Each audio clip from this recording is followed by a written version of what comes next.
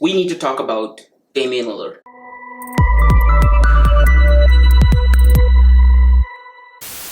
Hey YouTube, my name is Emmanuel. This is League Talk. If you are a new viewer here, make sure to hit the subscribe button, leave a like, and now let me jump into the video. So yes, Damian Lillard. We need to talk about Damian Lillard. And by talk about him, I mean we need to talk about his regression. Yes, his regression. First of all, before I jump into this video, I want to make it clear that I am not a Damian Lillard hater. I'm not slandering Damian Lillard. I think that Damian Lillard has been one of the best players in the last few years. I actually really like him. He's the opposite of Russell Westbrook, and I hate Russell Westbrook. So I just want to get that out of the way. But with that being said, Dame's performance has come to my attention, and I decided that it is time for me to address it. This year, Damian has been struggling. Well, he's been struggling according to his standards, to the standards that he plays at. And that goes to show you just how good of a player he is. He's held to his own kind of standard. In my opinion, Damian Lillard in the last 4 to 5 years has been one of the premier guards in the NBA. He's extremely lovable. He's got the right mentality. He has ice in his veins. I think he's been up there with the likes of Stephen Curry, Chris Paul, and Russell Westbrook. Well, maybe not Russell Westbrook because, well, let's face it, Russell has fallen off. But yes, Damian has been up there with the best of the best in terms of being a guard. Sometimes surpassing Kyrie Irving in my opinion, but I digress. In order to paint this picture for you guys vividly, I need to go back 4 years into Dame's career. In 2018, Damian Lillard averaged 25.8 points, 4.6 rebounds, and 6.9 assists. And then in 2019, he averaged 30 points, 4.3 rebounds, and 8.1 assists. How he didn't win MVP that year, I'll never know. Then in 2020, he followed that up with 28.8 points, 7.5 assists, and 4.2 rebounds. And then currently, today, Damian is averaging 22.2 points per game, 4.1 rebounds per game, and 8.1 assists. Now, can you guys spot the pattern there?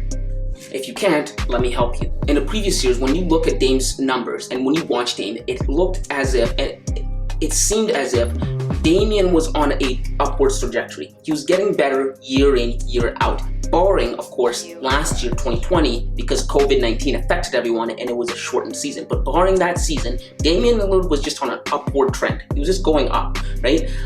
Except for this year. He has regressed this year. Now, why is that? The answer to that is the same reason why James Harden wouldn't be able to recognize himself in a mirror. The same reason why James Harden looks like a completely different player.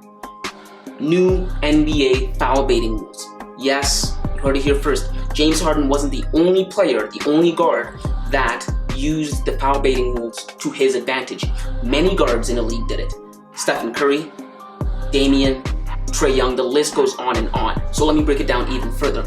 Damian's productivity, his points, aren't the only thing that's gone down. If you go down to Damian's stats and you look at him by the numbers, you'll notice that his free throw attempts has also gone down. Damian's free throw attempts has gone from 7.2 per game, a drastic drop in 1 year. And his free throw attempts haven't been this low since the 2015-2016 NBA season. That was so long ago that the Warriors won 73 games and lost 9 games. LeBron James came back in the finals from being down 3-1, and Kobe Bryant was still in the league. That's how long it's been since Damian has been attempting this many free throws at the line. It has been so long, and that's taking its toll on him. Not only is it taking its toll on James Harden, it's taking its toll on Damian Lillard as well, right? The refs are starting to swallow their whistle. They're just letting players play, and they are saying it's time to see who sinks or swim, right? Players that used to do it, like Stephen Curry, he's been able to swim, he's been able, he's Stephen Curry. He can shoot like nobody else. He can always rely on that, right? But others, not so much. Like James Harden, it's affecting him. And this is affecting Damian greatly in terms of productivity and his performance, which brings me to my next point. The Trailblazers, right? Damian's team. Portland, in the last 5 years, has been irrelevant in the world of NBA for only one reason, Damian Lillard. Damian's performance, backed by his ability to get to the line and shoot high volumes of free throws, has helped Portland stay relevant. But unfortunately, Portland is in no man's land. Portland is in a position where no sports team in any league ever wants to find themselves.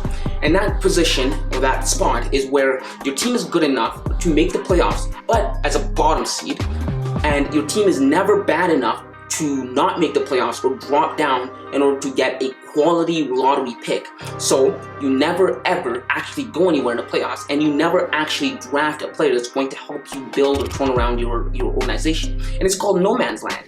It really is just limbo. And the only reason Portland has been in this position is because Damian has been carrying them with his performance that's now regressing, and Damian isn't looking like himself. So what does that mean, and what does this entail for the future? Well, I'll tell you what I think. I think in the future there's going to come a time where it's going to be inevitable for Damian to leave Portland and go somewhere else. And I think that for a number of reasons. Even though Damian Lillard has come out in the past and said it multiple times that he's never going anywhere, he's not leaving, he doesn't want to leave Portland, he wants to retire in Portland, I think because of the luxury he's enjoyed, well, if you say it's luxury, but the consistency of making the playoffs that he's enjoyed and his numbers being up and him getting his money, I think it's been easy for him to say, that and say that he's never leaving. But what happens when the tables switch and when those things aren't happening anymore, when Portland isn't consistently making the playoffs, right?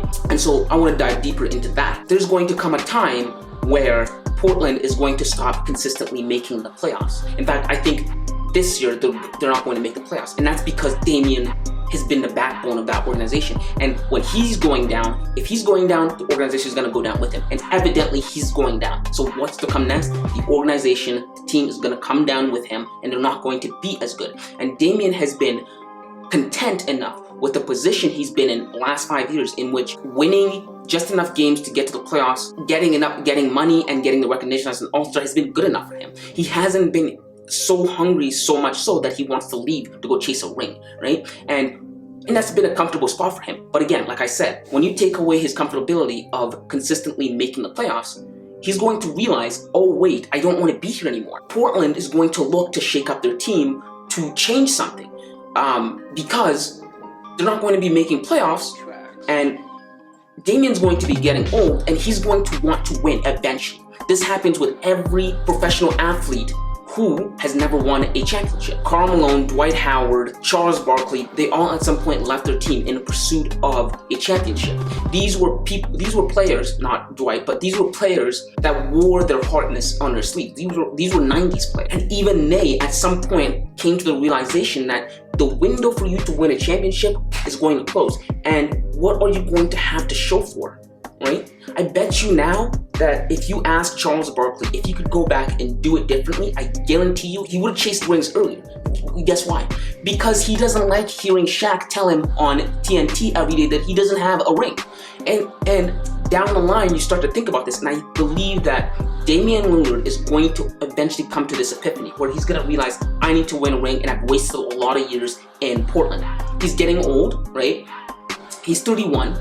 So he has maybe 5 to 6 good years left in him. Each second that goes by, that window is closing, right? So when a team stops making the playoffs consistently, he's going to realize, I need to go somewhere else to win a ring, right? And Portland's going to realize, we need to rebuild because we're not getting anywhere. And it's going to be, in my opinion, it's going to be a beneficial situation for both parties. Where he'll decide to go, I have no idea. But I wouldn't be surprised if the Lakers made a run at him. They made a run at him in the offseason, and I made a video saying he should go to the Lakers. I wouldn't be surprised if they flat out just tried to get him and got rid of Russell Westbrook.